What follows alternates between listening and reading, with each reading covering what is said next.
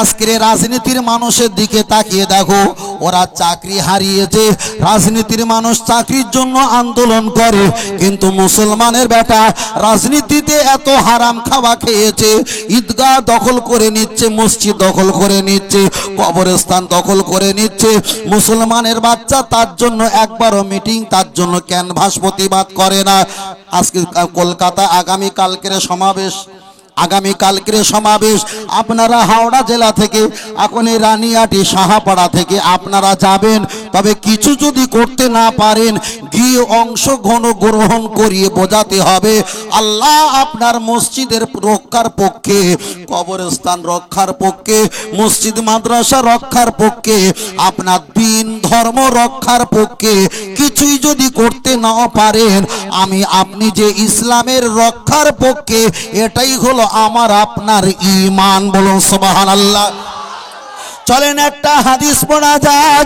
নবী ইব্রাহিম আলাইহিস সালামকে আগুনতে যখন ফেলা হয়েছিল, আগুনতে যখন নিক্ষেপ করা হয়েছিল, ওই সময় ব্যাং বলেছিলেন, আল্লাহ আমি ব্যাং, আমি আপনার কাছে আরজি রাখি, দোয়া চাই, আমাকে একটু ক্ষমতা দাও। আমি ব্যাং গালে করে একটু পানি নিয়ে নবী ইব্রাহিম আলাইহিস সালাম যে কুয়াতে, যে আগুনের কুণ্ডিতে তিনি পুড়ছে, ওই জায়গায় আমি একটু পানিটা নিক্ষেপ করে দেই। আমার আল্লাহ কুদরতি জবানে হেসে বললেন, ব্যাং তোমার ওই সীমিত 1 ফোঁটা 2 ফোঁটা পানি গালে ধরবে, এই পানিটা দিয়ে কখনো তো ওই আগুনটা নির্বাদিত ঠান্ডা করা সম্ভব নয়। ওই সময় ব্যাং বলেছিলেন, আল্লাহ এই আগুনটা ঠান্ডা করা আমার এই সীমিত পানির বিনিময়ে সম্ভব নয়, এটা আমি জানি। তবে আমি যে নবী ইব্রাহিমকে বাঁচাতে এসেছি, আমি যে নবী ইব্রাহিম আলাইহিস সালামকে দেখা যায় তার মোহব্বত করি, ভালোবাসি, এটাই হলো তার একটা বড় নমুনা। বলুন সুবহানাল্লাহ। তাই হাদিসের মেশকাতে এসেছে, ইমাম মেশকাত রহমাতুল্লাহ আলাইহি তিনি বর্ণনা করেছেন। ও বাবা, লক্ষ্য করে দেখা যায়, যদি কোনো ব্যক্তি বিনা কারণে, আমরা সাইকেল চালায়, বাইক চালায়, গাড়ি চালায়, কোনো ব্যাং তোলায় পড়লো, এটা ভিন্ন ব্যাপার। যদি কোনো ব্যক্তি ইচ্ছা করে একটা ব্যাং যদি হত্যা করে, ইমাম মেশকাত রহমাতুল্লাহ বর্ণনা করেছেন, বিনা কারণে একটা ব্যাং হত্যা করলে একটা ভালো খাসি দিয়ে জবাই করে কাফারা আদায় করতে হবে। তাহলে পৃথিবীর জমিনে এমন কোন প্রাণী নাই যাকে মারলে খাসি দিয়ে কাফারা দিতে হয়, ব্যাংকে খাসি দিয়ে কাফারা দিতে হবে। ব্যাঙের মর্যাদা বেড়েছে শুধু একটাই কারণে, নবী ইব্রাহিম আলাইহিস সালামের বাঁচাবার সিদ্ধান্ত নিয়েছে, পারুক আর নাই পারুক, এই সিদ্ধান্ত নেওয়ার কারণে আমার আল্লাহ ব্যাঙের মর্যাদা বাড়িয়ে দিয়েছে।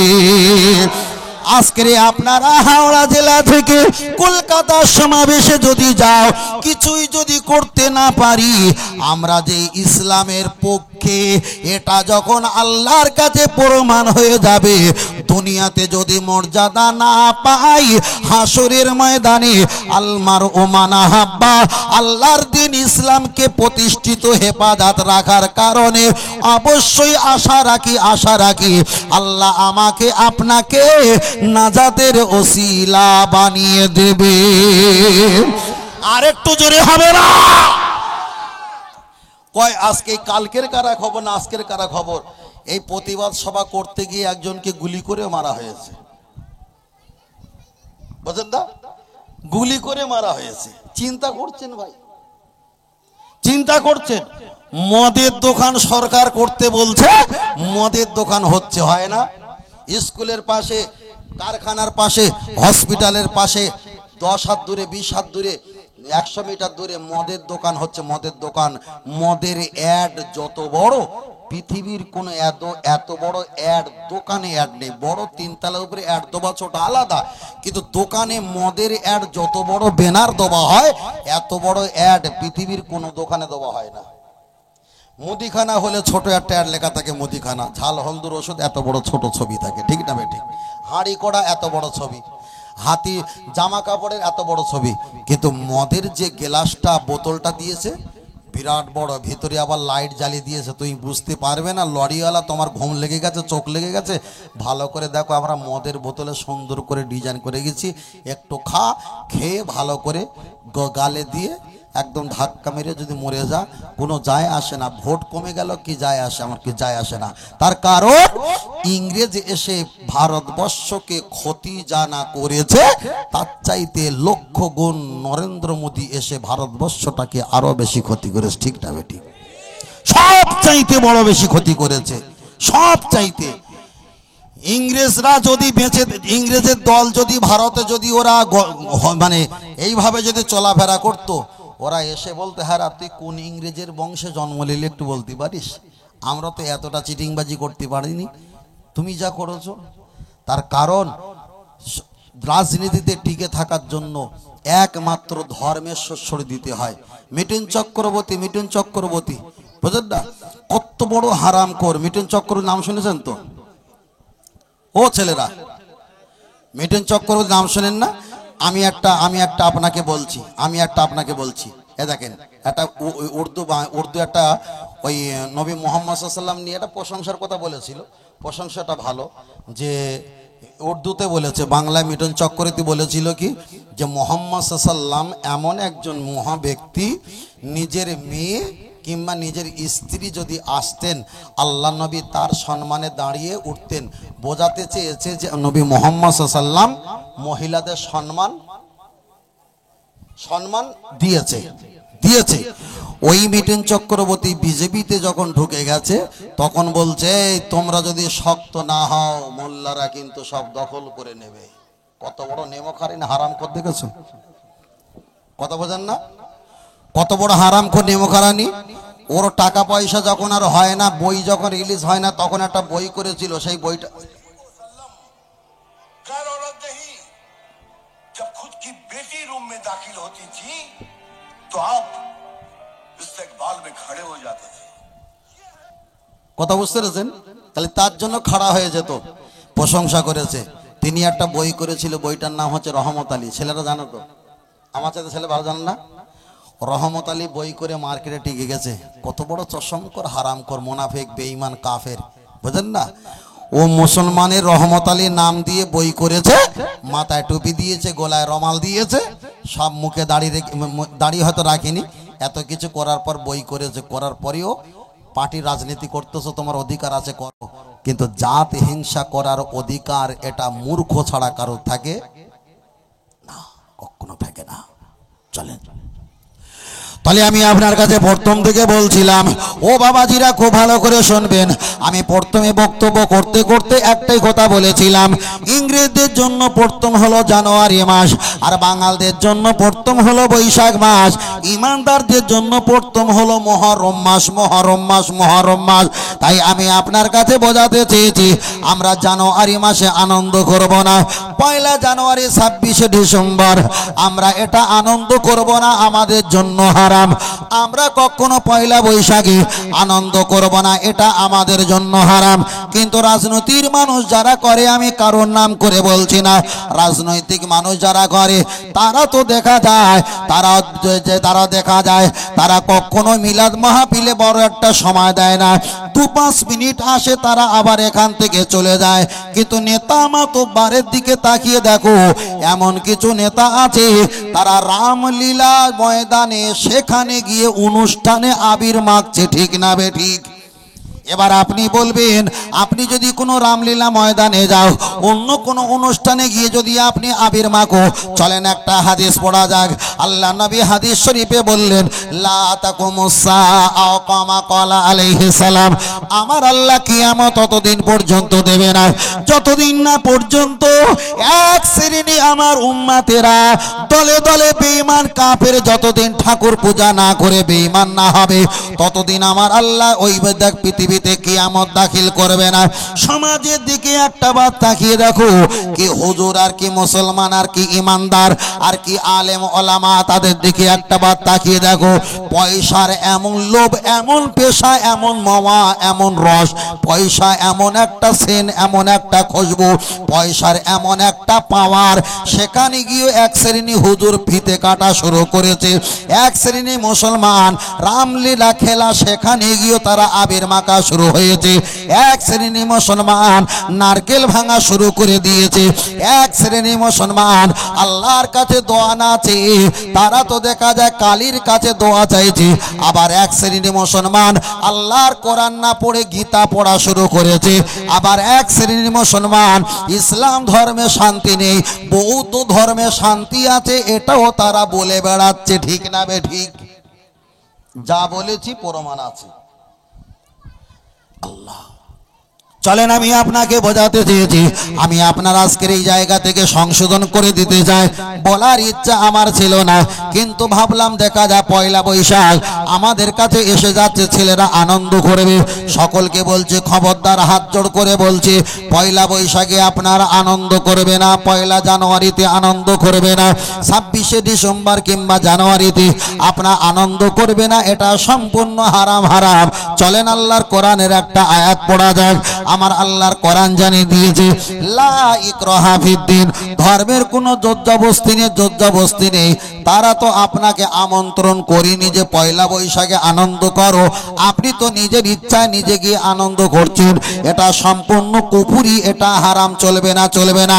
ফুরফুরা শরীফে মুজাদ্দিদুজ্জামান দাদা পীর রহমাতুল্লাহ আলাইহি ওনার অনুমোদিত বসিরাট আল্লামা রহমাতুল্লাহ আলাইহি উনি একটা কিতাব লিখেছেন, কিতাবটার নাম হলো কলেমাতুল কুফর, যার ব্যাখ্যা হলো কলেমাতুল কুফর। মানুষের দেখা যায় ঈমান চলে গেলে মানুষ কিভাবে কলেমা পড়বে, কি কারণে ঈমান চলে যায়, এরকম একটা কিতাব ছাপিয়ে নাম দিয়েছে কলেমাতুল কুফর। ওই কিতাবে, ওই বইতে হুজুর আমার ব্যাখ্যা করে লিখেছে, কোন ব্যক্তি যদি গান শুনে নাচার প্রয়োজন নেই, কোন ব্যক্তি গান শুনে হেঁটো পা মাথা নাড়া দেবার কোনো প্রয়োজন নেই, গান শুনে যদি মনে মনে আনন্দ হয় আর তৃপ্তি অনুভব যদি করে, হুজুর আমার ব্যাখ্যা দিয়ে বলেছেন, আনন্দ অনুভব করলে ওই ব্যক্তিটা বেঈমান আর কাফের হয়ে যায়, বেঈমান আর কাফের হয়ে যায়। তাহলে দাদা হুজুর বলেছেন, বসিরাট হুজুর কলেমাতুল কুফর কিতাবে বলেছেন, গান শুনে যদি আপনি হেঁটো নাড়া দেন, নাচানাচি যদি না করেন, মনে মনে আনন্দ পেলে আপনার আমার যদি ঈমান চলে যায়, যারা দেখা যায় অন্য ধর্মীয় মানুষদের ধর্ম অনুষ্ঠানে যারা চলে যায়, সেখানে গিয়ে তো সীমিত পরিমাণ আনন্দ হতে হয়, তাও তো আনন্দ হয়, তাদেরকে তো বেঈমান আর কাফের বলতে হয়।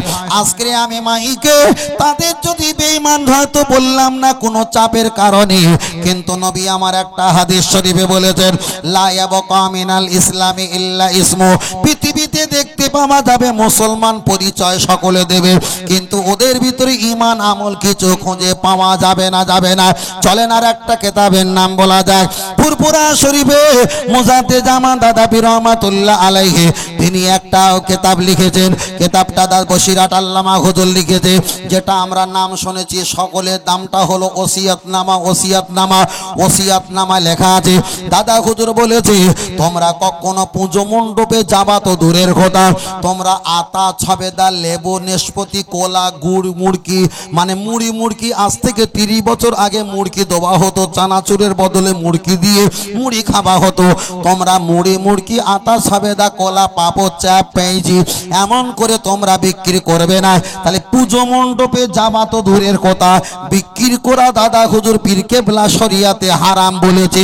কিন্তু সমাজের দিকে তাকিয়ে দেখো, এক শ্রেণী মুসলমান চপ, পেঁয়াজি, আদা কাজা, আতা, সবেদা, কোলা, আপেল, লেবু এগুলো বিক্রি করা তো দূরের কথা, বরং মোল্লার বাচ্চা ইমানদার পরিচয় নাম দিয়ে তারাই তো পুজো মণ্ডপের স্টেজে বসে মাইক নিয়ে ক্যানভাস করছে। ঠিক না বে ঠিক? কি করবে? আর তারা কি আমার আপনার ওই মসজিদ কি তার জন্য ঠেকানোর জন্য মিটিং করবে? তারা কি মাদ্রাসা চলে যাচ্ছে তার জন্য কি একটাবার মাইক ধরবে?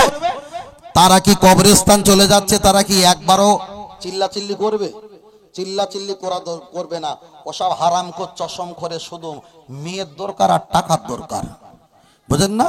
মানে মেয়ের দরকার আর টাকার দরকার আর মদের দরকার। আর দীঘার হোটেল, দীঘায় শুধু হোটেল কিনে রাখছে, বেশিরভাগ যারা রাজনীতি করে দীঘাসা ফ্ল্যাট কিনে রেখেছে হোটেল, আপনারা আমরা খবর রাখিনি, কিনে রেখেছে। ওদের সব দরকার, ধর্ম থাকলো আর গেল, ওরও খবর নেই, ওর বাপেরও খবর নেই। আর কিছু কিছু মোল্লা, কিছু কিছু মুলি সাহেব, কিছু কিছু হুজুর, কিছু কিছু আলেম, কিছু কিছু বক্তা, আর কিছু কিছু মুসলমানের বাচ্চা ওই রকম চশমখোরের বাবু বাবু বলে। ওসব বাবু বাবু বলার চাইতে ওই সব হুজুর মার্কা টুপিওয়ালা হুজুরদের মুখে চুল্লু ঢেলে দেওয়াটাই ভালো। কথা বোঝেননি? মদ ও চুল্লু ঢেলে দেওয়াটাই ভালো। যে তোর মুখে হুজুর হুজুর, তোর মুখে বাবু বাবু, তোর বাবু বাবু বলার কারণে এ হারামখোর মাথায় উঠেছে।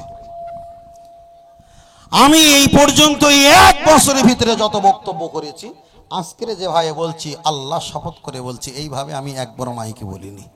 কিন্তু দেখতে পাচ্ছি পিছনের দেয়াল ঠেকে যাচ্ছে, পিছনে দেয়াল ঠেকে যাচ্ছে। কিছু করতে পারি না পারি, দুটো কথা তো বলতে পারবো।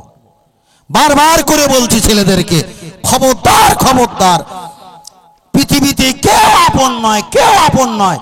আপনি দুই ভাই ঝগড়া করেন, রাজনীতির মানুষেরা আপনার বিচার করবে না যদি ভোটের 3 মাস বাকি থাকে। কেন বিচার করে দিলে একটা ভোট কাটা যাবেই যাবে। কেন একজনকে হারাতে হবে, একজনকে জিতাতে হবে। ওই ভোটটা ঝুলিয়ে, ওই বিচারটা ঝুলিয়ে রাখবে, ঝুলিয়ে রাখবে। তোমার কাছ থেকে টাকা খাবে, ওর কাছ থেকে টাকা খাবে। তুমি বলবে আমার, ও বলবে আমার। ঝুলিয়ে ঝুলিয়ে 3 মাস পার হয়ে ভোট নেবার পরে বলছে ওসব তোরা ভাই ভাই মিটে নিয়ে যা, চাষাদের সময় নেই। টাকার খাবার খাওয়ালো, ঝুলিয়ে বেতা যন্ত্রণা এতদিন ভোগ করেছো, জায়গা মতো ভোটটা নিয়ে নিয়েছে। এরাই কি আমাদের জন্য কাঁদবে? আমি মাইকে এত কথা বলি না, আমি রাজনীতি সম্পর্কে যতটা বুঝি, হয়তো আমার যারা সঙ্গে ঘরে তারা অতটা জানে না যে ভাই রাজনীতি, আমি রাজনীতি পর্যাপ্ত পরিমাণ বিষয়টা জানি। কিন্তু কোথায় বলে বাপ না জেনেও চুপ করে থাকে, তার কারণ বাড়িতে অশান্তি হওয়ার ভয়তে কিচ্ছু করার থাকে না। ও আমার বাপজিরা চলেন, আপনার কাছে আমি অনেক কথা বলছিলাম, লক্ষ্য করে দেখা যায় আপনার কাছে আমি আর বেশি সংক্ষেপে না সময় নিতে পারবো না। তবে আজকের সবরে সানি আল্লাহ ভাইকে কবুল করুক। আমার ভাই তিনি ওমরা থেকে এসে আজকে সবরে সানি একটা মাহফিল দিয়েছে, তানার ওসিলায় ইসলাম মুসলমানের জন্য দুটো কথা বলেছি, আমরা শুনেছি। আল্লাহ এর বিনিময়ে তানাকেও আমাদের সঙ্গে কবুল করে নেয়, বলেন আমিন। আর একটু সকলে বলেন আল্লাহুম্মা আমিন। তাই আমি আপনার কাছে বারবার করে বোঝাতে চেয়েছি, আমার বাপজিরা, ছেলেরা, জওয়ান যুবকেরা, খবরদার খবরদার, ইমানটা বাঁচিয়ে রাখো। বাজারে গিয়ে চাচা দেখলে সালাম দেবে, চিনতে পারো কার নাই পারো, কিন্তু দাড়ি দেখলে সালাম দেবে। আমরা গাড়িতে জামে থাকি, লরিওয়ালারা ওরা অনেকটা উঁচু থাকে, দেখতে যদি পায় দাড়িওয়ালা উপর থেকে সালাম দেয়, মনটা ভালো লাগে। এরাই তো আমার ভাই। কেন নবী বলেছেন আল মুসলিমু আকুল মুসলিমা, প্রতিটা ইমানদার ভাই ভাই ভাই ভাই।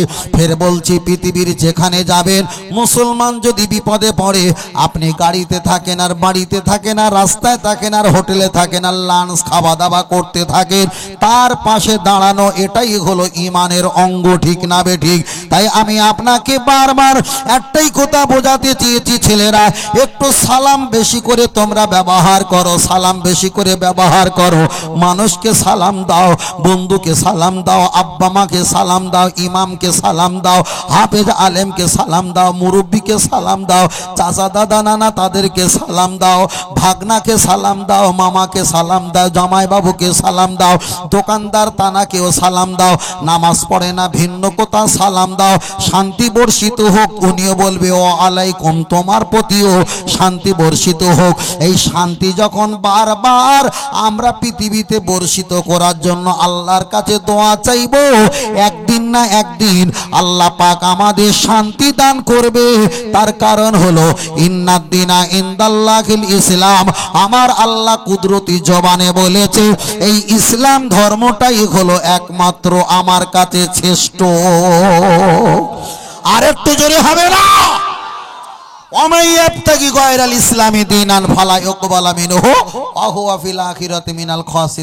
ইসলাম ব্যতীত পৃথিবীতে যত ধর্ম রয়েছে সব খসিরন, ধ্বংস ধ্বংস ধ্বংস ধ্বংস।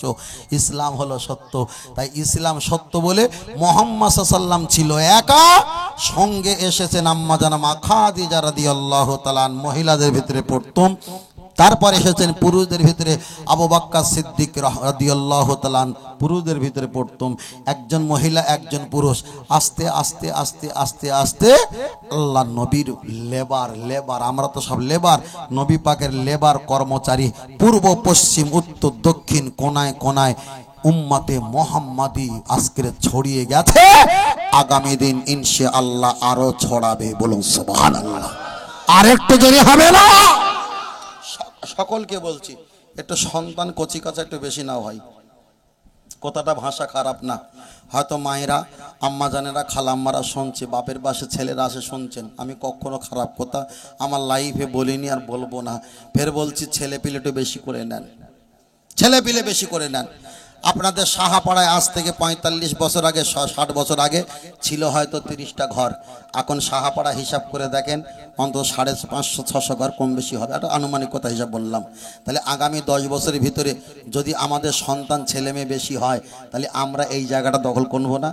যদি আমাদের সন্তান হয় একটা জুজার সার ওখানে একটা ছেলের ঘর করে দেবো, একটা আপনাদের শুভআড়ার ওই মোড়ের ওখানে 2টো ছেলের ঘর করে দেবো, একটা সেই ও মাথায় 3টে ছেলের ঘর করে দেবো, একটা এখানে ঈদগার এখানে একটা ছেলে ঘর থাকবে।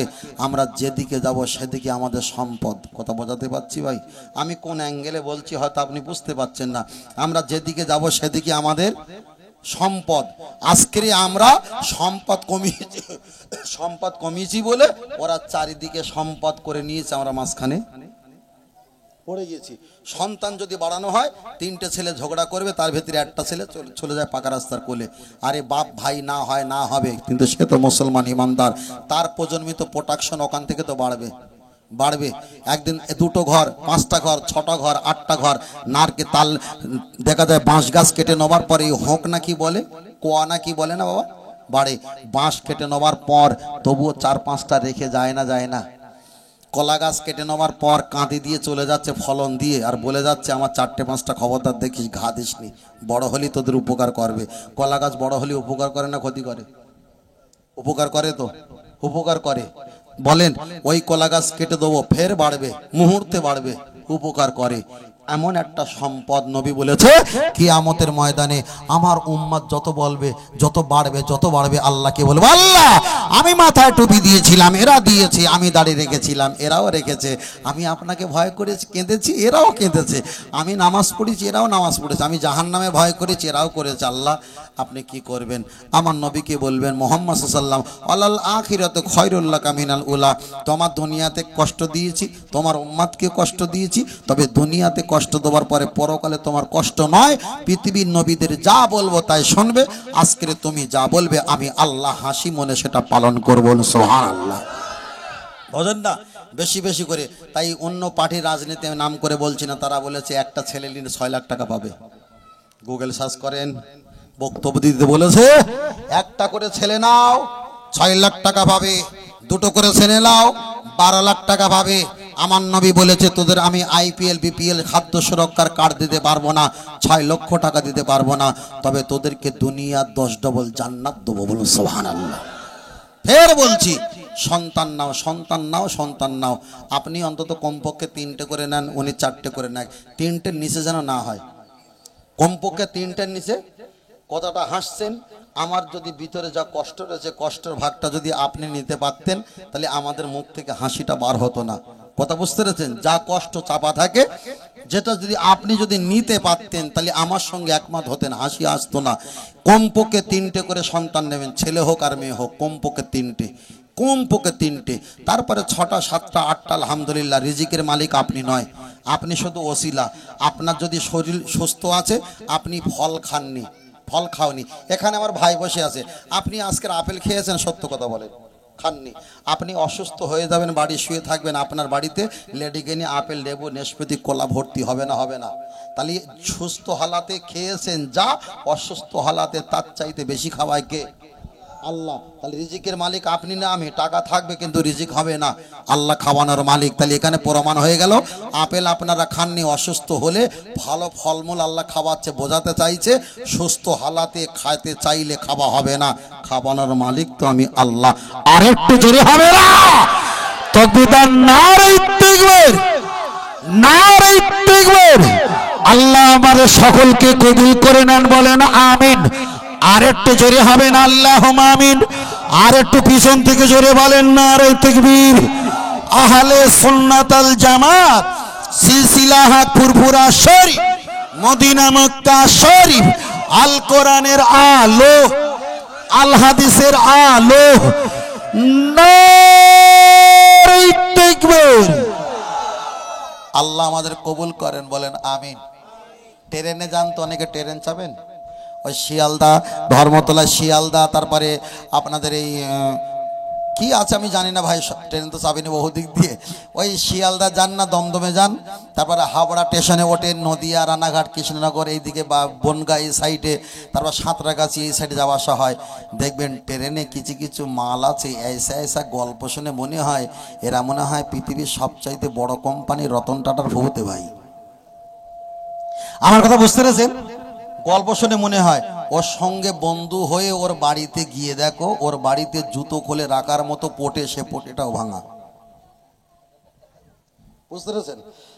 পোটেটাও ভাঙা। অ্যাকচুয়ালি যারা ওই ট্রেনে গল্প দেয় ওরা হারগিজ আমাদের ভারতবর্ষের নাগরিক না, সব কটা ওপার থেকে প্রোটাকশন আসা মাল। ওপার থেকে প্রোটাকশন এসছে, প্রোটাকশন এসে এপারে চলে এসছে, মনে করে মামার বাড়ি চলে এসছি। ওরা অশান্তি পাকায়, ওরা সর্বকিছু করে, কথা বুঝতে পেরেছেন? তবে ফের বলছি, আজকের মুসলমানদের প্রতি অত্যাচার জুলুম চলছে চলছে বিরাট আকারে চলছে। দাড়ি ধরে কদিন আগে ট্রেনে মেরেছিল না, দাড়ি ধরে মা ট্রেন থেকে ফেলে দেওয়া, বাস থেকে ফেলে দেওয়া, ছাদ থেকে ফেলে দেওয়া, রাস্তায় বেদরক মার। কিন্তু আমরা যেদিন মাস শুরু করব সেদিন কিন্তু পৃথিবী চুরমার করে দেবো। মার একদিন খাবো, দুদিন খাবো, 3 দিন খাবো, কিন্তু পৃথিবীর কোনো প্রাণীকে যার জীবন আছে তারে 5 বার 6 বার যখন মারা হবে একদিন তো ঘুরে দাঁড়াবে। আমরা যদি ঘুরে দাঁড়াবো সেদিন আর ভারতবর্ষ ওলট পালট হয়ে যাবে, কথা বোঝাতে পেরেছি? তবে তবে যে হুজুর বলে দোয়া করো দোয়া করো, দোয়া যদি হয়ে ধর্ম যদি শান্তি পাওয়া যেত, মুহাম্মদ সাল্লাল্লাহু আলাইহি ওয়াসাল্লাম যুদ্ধ না করে মসজিদে নববীতে কেঁদে দাঁড়িয়ে ভিজে ফেলতেন, যুদ্ধ করতেন না। সর্বসময় দোয়া চলে না, দাওয়াও চলে, কথা বোঝাতে পারিনি? দোয়ার সঙ্গে দাওয়া দিতে হয়। সর্বসময় ইট সিমেন্ট বালিতে বসে না, মাঝে মাঝে কন্নিক নিয়ে, ঠিক না বেঠিক? তাই মাঝে মাঝে সমাজে সবসময় দোয়া দিয়ে চলে না, মাঝে মাঝে শুরু হবে, খুব তাড়াতাড়ি শুরু হবে, বুঝেন না? খুব তাড়াতাড়ি শুরু হবে। যেখানে মসজিদ দখল করবে, যেখানে মাদ্রাসা, যেখানে ঈদগাহ, যেখানে আমাদের ইবাদতখানা দখল করবে, আর তোমার কি আমি চুমু খাবো? বুঝেন না? চুমু খাবো না। যে প্রতিরোধ করতে আসবে তাকে আমরা ছাড়বো না। ইনশাল্লাহ আগামী কালকের কলকাতায় যারা ইমানদার মুসলমান যাবে, আল্লাহ প্রত্যেকে সহি সালামতে যাওয়া আসা নিরাপত্তার সঙ্গে কবুল করেন, বলেন আমিন। আল্লাহ প্রত্যেককে আল্লাহ বিপদ আপদ বালা মুসিবত এই গরম প্রচণ্ড রৌদ্রে আল্লাহ তাদেরকে সুস্থতা দান করেন, বলুন আল্লাহুম্মা আমিন। যারা আসবেন বক্তব্য দেবেন তাদেরকে যেন আল্লাহ সুস্থ হালাতে যাওয়া আসা নিরাপদ দান করেন, বলুন আমিন। তামাম বিশ্বের মুসলমান দিগকে আল্লাহ হেদায়েত হেফাজত দান করেন, আরেকটু সকলে বলেন আমিন। আজকের বাড়িওয়ালা ভাইয়ের কোরআনের হাদিসের বাণী বলেছি, নবীর কিছু আখলাকের কথা বলেছি, আল্লাহ আমার ভাইকে কবুল করেন, বলুন আমিন। তিনি ওমরা করেছেন, রসুল বলেছে মানজারা কবরিন অজাবাত লাহু শাফাতি, যারা আমার রওজা মোবারক ইমান হালাতে দেখেছে, আমার আল্লাহ তাদের জান্নাত দেওয়ার জন্য আমার রসুল জিম্মাদারি হয়ে গেছে, বলুন সুবহানাল্লাহ। আল্লাহ আমার ভাইকে তিনি তানাকে কবুল করেন, তানা বাড়ি পরিবার পরিজন যাচ্ছে, আল্লাহ তানাদেরকে কবুল করেন। বিদেশে ছিলেন, বাড়িতে এসছে, আল্লাহ তানার আসমানি জমিনে বালা থেকে হেফাজত করেন। আজকের এই দোয়ার বরকতে আপনারা সবাই মেহমান, আপনারা দোয়া করবেন, আমরা দোয়া করব, আল্লাহ তারা দুনিয়া ও পরকালে যেন আল্লাহ কল্যাণমান দায় করেন, আর একটু সকলে বলেন আল্লাহুম্মা আমিন। আশিয়া নবী সালাম